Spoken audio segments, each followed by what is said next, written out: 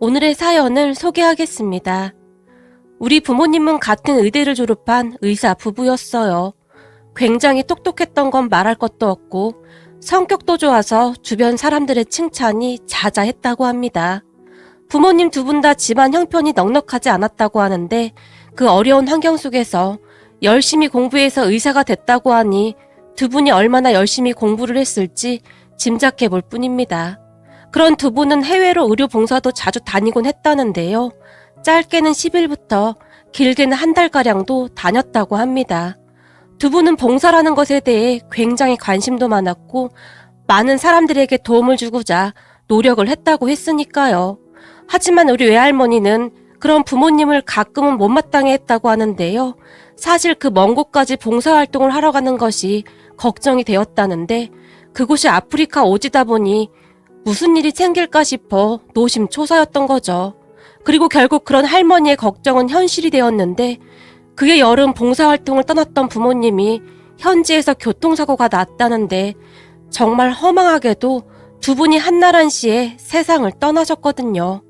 그 바람에 두 집안이 난리가 난 것은 말할 것도 없었고요. 그때 제가 초등학교 저학년이었는데 제가 지금도 잊혀지지 않는 것이 부모님이 돌아가셨다는 것을 확인한 고모가 저를 양육하겠다고 했고 그 조건으로 부모님의 보험금을 가지고 갔답니다. 저를 양육한다는 조건이었으니 가족들 모두 그렇게 협의했다고 했으니까요. 그렇게 결국 고모가 저를 데리고 갔지만 얼마 안 가서 고모부의 사업 실패로 인해 집안이 풍비박산이 났어요. 그러니까 우리 부모님이 남겨놓은 재산과 보험금 등으로 고모부가 사업을 시작했다는데 그게 쫄딱 망한 거죠. 그 바람에 고모부의 구박이 시작되었는데 다시 생각해봐도 인간 같지도 않네요. 그 뒤 참다 더 이상 안 되겠다 싶어 제가 하나밖에 없는 이모에게 전화를 해서는 이모, 나 좀 데리고 가면 안 돼? 나 너무 힘들어. 라며 눈물을 쏟았고 제가 있는 곳으로 이모가 단숨에 찾아왔어요. 그렇게 저는 그날부터 이모와 살게 되었는데 이모가 고모에게 쫓아가서는 내가 윤지 데려갈 테니까 그런 줄 아세요. 그 많은 돈 다 가져가 놓고는 어떻게 이럴 수가 있어요? 당신들 천벌 받을 겁니다. 라며 고모 가족들을 노려봤지만 아니 우리가 안 키운다고 했어요? 지가 지발로 나간 거 아닙니까? 근데 왜 우리한테 와서 이러는 겁니까? 고모가 이모에게 오히려 소리까지 질러댔어요. 오죽했으면 나한테 전화를 했겠어요. 그 많은 돈 다 날려먹고 돈 떨어지니까 애한테 이딴 식으로 해?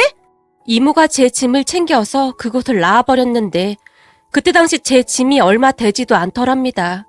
그렇게 한 손은 제 손을 붙들고 또 다른 한 손은 얼마 되지도 않는 제 짐을 들고 그곳을 나서던 이모가 벼락 맞을 인간들, 피를 나눈 형제가 어떻게 이럴 수가 있어. 평생을 봉사활동하면서 착하게 살면 뭐해. 자식은 이 모양이 됐는데 빌어먹을 세상 이라고 홀로 중얼거리다가는 착하게 살면 복 받는다며 봉사활동하러 간 사람들 그렇게 만들고 이게 지금 복 받는 겁니까? 라며 하늘을 향해 소리까지 질렀어요. 그런 이모를 보며 저도 같은 생각이었는데요. 세상은 착하게 살아도 아무 소용도 없구나 뭐 그런 생각만으로 가득했으니까요. 그렇게 저는 이모 집으로 가게 되었고 이모와 외할머니 그리고 이모 딸인 사촌 언니와 함께 살게 되었어요. 외할머니의 말에 의하면 이모가 우리 엄마보다 나이가 몇 살 더 많았는데 예전부터 그런 이모가 우리 엄마의 뒷바라지를 위해 닥치는 대로 일을 해서 돈을 벌었다고 했어요. 그 뒤 엄마는 정말 열심히 공부해서 결국엔 의사가 됐고 그 이후부터는 엄마가 이모 뒷바라지를 했다는데요. 이모가 결혼하고 나서 얼마 되지 않아 이혼 후 홀로 사촌 언니를 키우고 있었거든요. 하지만 부모님이 세상을 떠나고 이모가 외할머니까지 모시며 정말 힘들게 살고 있었어요. 그랬기에 그때 당시 저를 데려가겠다는 말을 차마 하지 못했다는데요. 한참 나중에 이모가 말하기를 내가 그때 어떻게든 널 데리고 간다고 했어야 해. 설마 너한테 그렇게 할 줄 내가 알기나 했겠니? 다 이 이모 잘못이다. 이모가 눈물을 흘렸어요. 이모는 그렇게 우리 가족의 가장이 되어 밤낮 없이 일을 했지만 우리의 형편은 나아지지 않았어요. 그러다 보니 외할머니도 소일거리를 찾아다녔는데요. 어느 날 학교가 끝나고 집에 돌아가던 길에 우연히 할머니와 마주쳤는데 할머니가 폐지를 줍고 있는 게 아니겠습니까? 그 모습을 보며 가슴이 쿵하고 내려앉았는데 평생 고생만 하시면서 우리 엄마를 의사까지 만들어놨다며 그렇게 좋아하던 할머니의 인생이 그렇게 안타까울 수가 없었어요. 그 모습에 제 눈에서 눈물이 멈추질 않았는데요. 제가 더 가슴 아팠던 것이 저를 보자마자 할머니가 너, 네 이모한테 입도 뻥끗하지 마. 알겠니? 내가 움직일 수 있을 때 조금이라도 도움이 돼야 할 거 아니야. 그러니까 절대 말하면 안 된다. 라며 신신당부까지 하셨고 그 길거리에서 할머니와 제가 서로 손을 맞잡고 얼마나 울었는지 모르겠습니다. 그러던 어느 날 고등학교에 들어간 제가 아르바이트를 하겠다고 했지만 얘가 정신이 있어 없어? 네가 지금 그럴 시간이 어딨어? 다른 애들은 비싼 과외에다 학원에다 난리인데 네가 지금 제정신이야? 이모가 펄쩍펄쩍 뛰면서 저를 나무랐어요. 공부는 해서 뭐해? 엄마 아빠처럼 의사가 되면 뭐하냐고. 지금 우리 사는 꼴 좀 봐. 이모는 잠도 잘 못 자서 눈이 맨날 시뻘겋게 되어 있고 할머니는 할머니대로 고생하고 계신데 그런데 이런 상황이 무슨 공부냐고. 이모, 공부도 상황에 맞는 사람이 하는 거야. 그러니까 내가 하고 싶은 대로 할 거야. 돈도 없는데 대학은 가서 뭐 하냐고. 제가 처음으로 이모에게 소리까지 지르며 대들었는데 제 말을 듣던 이모가 갑자기 주저앉아 눈물을 뚝뚝 흘렸어요. 윤지야, 이모 말 잘 들어. 이 가난에서 벗어나는 길은 공부밖에 없어. 네 부모님은 운이 나빴던 것뿐이야. 네가 이모를 도와주는 방법은 열심히 공부해서 장학금을 받는 것뿐이야. 이모가 이렇게 부탁할게. 제발 엇나가지 말고 열심히 공부하자. 이모 몸이 부서지더라도 니들은 이모가 가르칠 거야. 윤지야, 이모가 이렇게 부탁할게. 니들마저 엇나가면 이모는 버텨낼 힘이 없어. 라며 이모가 제 앞에 무릎까지 꿇고는 펑펑 눈물을 쏟았어요. 그렇게 우리 가족은 서로를 끌어안은 채 얼마나 눈물을 흘렸는지 모른답니다. 저는 그때 당시 공부가 사치라고 생각을 했기에 그랬던 것인데 이모는 우리가 공부만 열심히 하길 원했어요. 그러던 어느 날 사촌 언니가 가족들이 다 모인 자리에서 조용히 입을 열었어요. 저기 내가 생각해봤는데 둘 다 대학 가는 건 무리야. 그러니까 가능성이 있는 사람을 미는 게 맞아. 윤지가 이대로만 한다면 명문대 갈 수 있는데 우리 다 같이 그냥 윤지 뒷바라지 하자. 사실 난 공부에 취미도 없고 그게 나을 것 같아. 라는 말도 안 되는 소리를 했어요. 그 말에 제가 언니가 대학까지 포기하겠다는 게 말이나 되는 소리야? 그럼 나도 대학 안 가. 내가 도대체 뭐라고 가족들이 다들 나 때문에 희생을 해야 하는 거냐고. 제가 흥분한 채 소리쳤어요. 그런 우리의 말을 가만히 듣던 이모가 우선 둘 다 공부나 열심히 해. 대학 가서 학자금 대출 같은 것도 알아보고 하면 되는 거니까. 미리부터 걱정하지 말라고. 이것들이 하라는 공부는 안 하고 맨날 돈 걱정이나 하고 있어. 그러니까 둘 다 입 다물고 공부나 열심히 하라고 몇 번이나 말했어. 그럴 시간에 대학 가서 장학금이나 받을 생각해. 라며 우리들을 노려봤어요. 저는 항상 이모와 사촌 언니에게 미안한 마음이 가득했는데요. 만약 저만 없었다면 두 사람이 이렇게 고생을 하지 않아도 되었을 텐데 라는 죄책감이 가득했거든요. 우리 가족은 그렇게 이를 악물고 버티고 또 버텨냈던 것 같아요. 그러던 어느 날 엄마 친구인 주희 이모에게 연락이 왔는데요. 윤지야, 잘 지내고 있니? 네, 이모, 잘 지내고 있어요. 얼마 전에 보내주신 돈 감사했어요. 라며 제가 감사 인사를 했는데요. 고맙긴 뭘. 이모가 자주 찾아가야 하는데 바쁘다는 핑계로 자주 가지도 못하는구나. 주희 이모가 미안한 듯이 말했어요. 주희 이모와 우리 부모님은 대학 동기동창이라고 했는데 봉사활동도 같이 다니며 친하게 지냈다고 했어요. 그러다 보니 주희 이모가 이것저것 많이 신경을 써주고 있었어요. 간혹가다 우리 이모에게 찾아와서는 많진 않지만 생활비에 보태세요. 라며 돈을 주고 가기도 했어요. 이모, 근데 무슨 일 있어요? 라며 제가 주희 이모에게 물었어요. 아주 큰일이 생겼구나. 아주 좋은 쪽으로 말이다. 라며 이모가 밝은 목소리로 말을 했어요. 큰일이요? 무슨 일인데요? 제가 놀란 채 물었는데요. 네 부모님이 예전에 봉사활동을 많이 했었잖니? 네 아빠가 전에 한 아이를 살린 적이 있었어. 병원 환자 중에 수술비 때문에 걱정하던 부부가 있었거든. 그때 수술을 해야만 살 수가 있었는데 그때 네 아빠가 그 부부에게 수술비를 도와준 적이 있었어. 라는 말을 꺼냈는데요. 주위 이모 말에 따르면 우리 아빠가 심장병 수술을 해야 하는 한 부부의 아들을 살렸다고 하네요. 그때 당시 그 부부의 사업이 크게 잘못돼서 어찌할 바를 모른 채 눈물만 흘리고 있었다고 하는데요. 아들 수술비와 병원비를 힘들어하면서 그 부부가 하염없이 울기만 했다는데요. 그 가족들을 위해서 아빠가 도움을 줄 수 있는 심장병 수술 재단도 알아봐주고 병원비 일부는 아빠가 사비로 직접 지원해줬다고 하는데요. 그때 당시 아빠가 그렇게 지원을 해준 사람이 한둘이 아니었다고 했어요. 그렇게 그 부부 아들은 무사히 수술을 마쳤고 얼마 뒤에 좋은 모습으로 퇴원을 할 수 있었다고 합니다. 아빠의 도움을 받은 그 부부가 우리 아빠에게 무릎까지 꿇고는 제가 이 은혜 절대 잊지 않겠습니다. 무슨 일 있어도 제가 제기에서 반드시 선생님 찾아오겠습니다. 라며 한동안 눈물만 흘렸다는데요. 하지만 그 뒤 몇 년이 지나도록 그 부부에게는 아무런 소식도 없었고 주변 동료 의사 한 분이 자네는 너무 감성적인 게 문제야.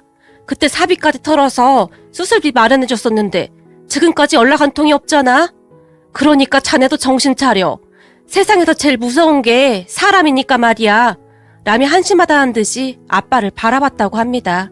그리고 또 다른 동료 의사도 이게 말이야. 사람이란 동물은 화장실 들어갈 때 맘하고 나올 때 맘이 다르더라고. 그때 아쉬우니까 자네한테 눈물 콧물 다 빼면서 무릎까지 꿇고 그랬지만 아마도 지금쯤은 전혀 고마워하고 있지도 않을 거야. 그게 사람의 마음이라는 거야. 그러니까 자네도 앞으로 맘 단단히 먹어. 의사가 그렇게 감정적으로 행동을 하면 되겠나? 환자가 울고 매달릴 때마다 다 들어줄 수는 없는 거 아니겠나? 라며 아빠에게 신신당부까지 했다고 합니다. 하지만 우리 아빠의 신념은 변하지 않았다고 하는데요. 엄마 아빠와 친하게 지내던 주위 이모의 말에 의하면 나도 공부하면서 주변 사람들 도움을 많이 받았어. 그러니까 내가 받은 만큼 돌려주는 게 맞는 거야.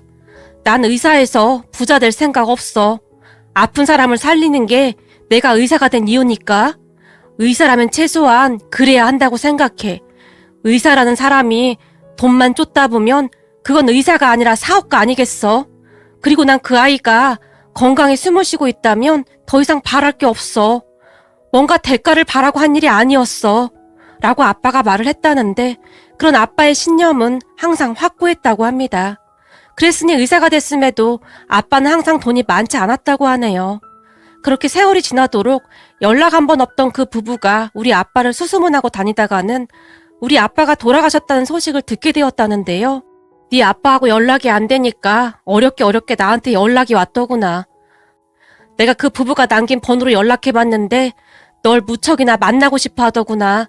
라며 주위 이모가 잠시 한숨을 쉬었는데요.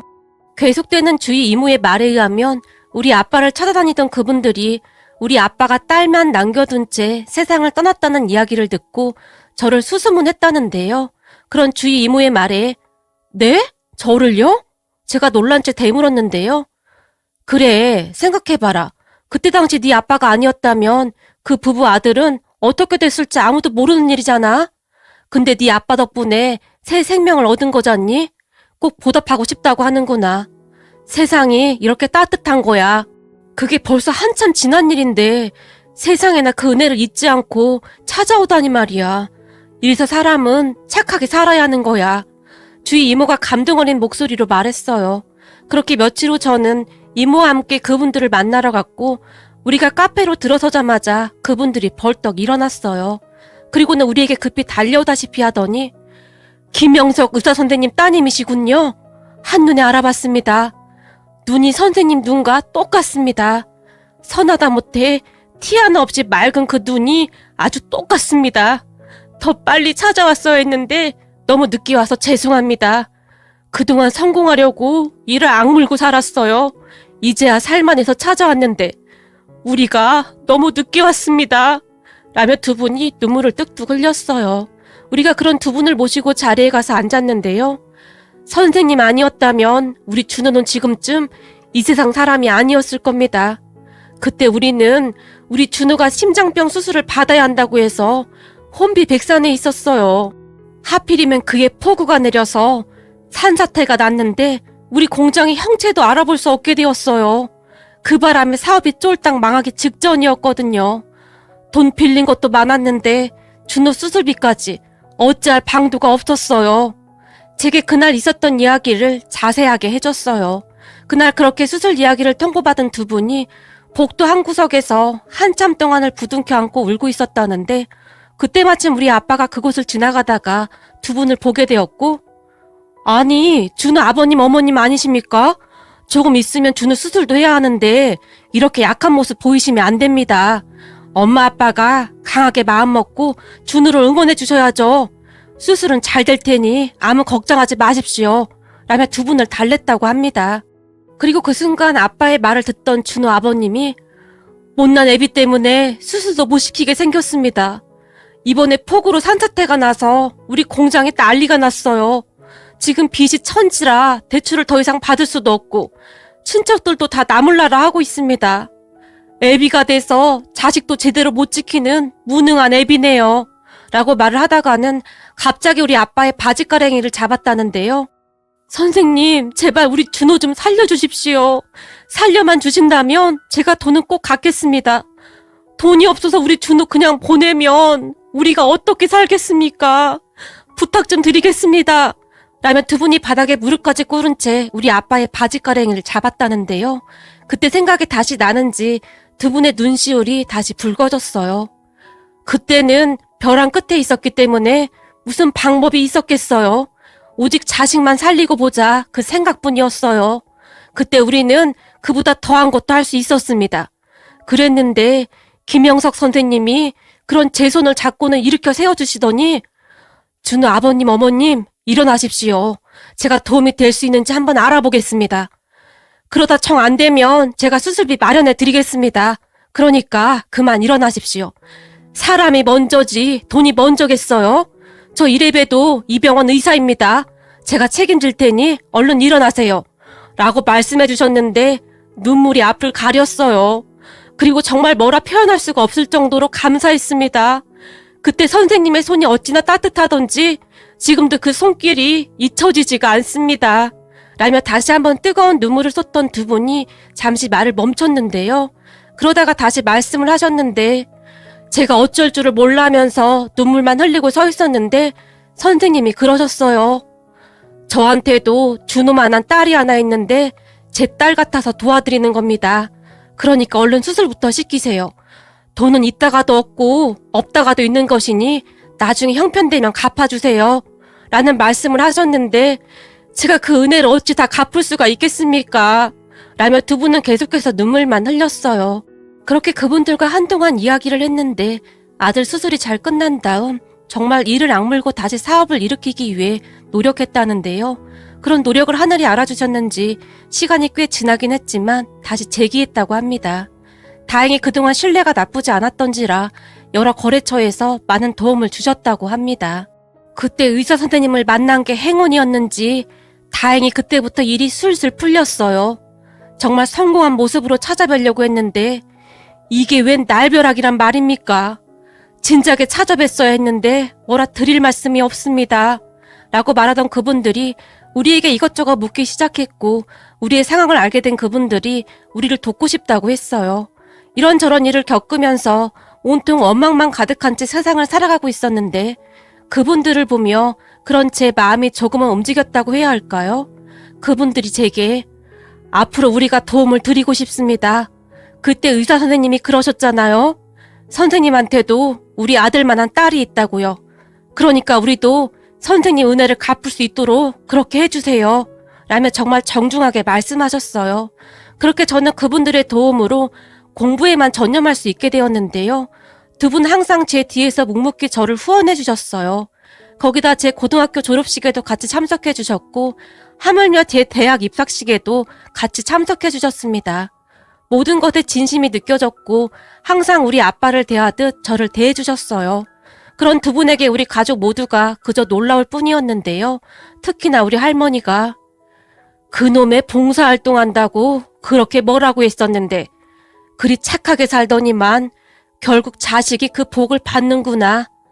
이래서 사람이 착하게 살아야 하는 거야. 너는 네 부모한테 항상 감사한 마음으로 살아. 라며 눈물을 훔치셨어요. 그 뒤 우리는 오랫동안 서로 왕래하면서 잘 지냈고 그러던 어느 날 두 분이 제게 윤지야, 우리 준호가 이번에 드디어 의사가 됐어. 의사가 됐어. 라며 들뜬 목소리로 전화를 하셨어요. 그렇게 다 같이 모여서 축하 파티를 했는데 준호 오빠가 저보다 2살 많았기에 그쯤에서 우리는 친하게 지냈거든요. 준호 오빠는 우리 아빠를 보며 의사가 되겠다고 다짐했다는데 꼭 우리 아빠 같은 의사가 되고 싶다고 했으니까요. 그렇게 의사가 된 오빠는 정말 멋졌는데요.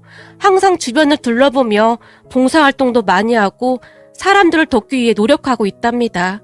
그런데 그런 우리에게 정말이지 뜻밖의 일이 일어났는데 그동안 친하게 지내던 준호 오빠가 제게 청혼을 한 겁니다. 모든 가족 행사에 같이 참석하면서 아무래도 가까워질 수밖에 없었는데요. 준호 오빠가 제게 먼저 사귀자고 말을 했고 그 소식을 들은 준호 오빠 부모님이 좋아한 것은 말할 것도 없었고 말이죠. 그 뒤 우리는 정말 빠르게 결혼을 진행했는데 양가에서 빨리 결혼하라고 떠밀 정도였어요. 그렇게 결혼한 우리는 정말 잘 살고 있어요. 요즘 저는 남편의 점심 도시락을 싸서 가지고 가는 재미에 푹 빠져 있는데요. 남편이 맛있게 먹어주니 그렇게 고마울 수가 없답니다.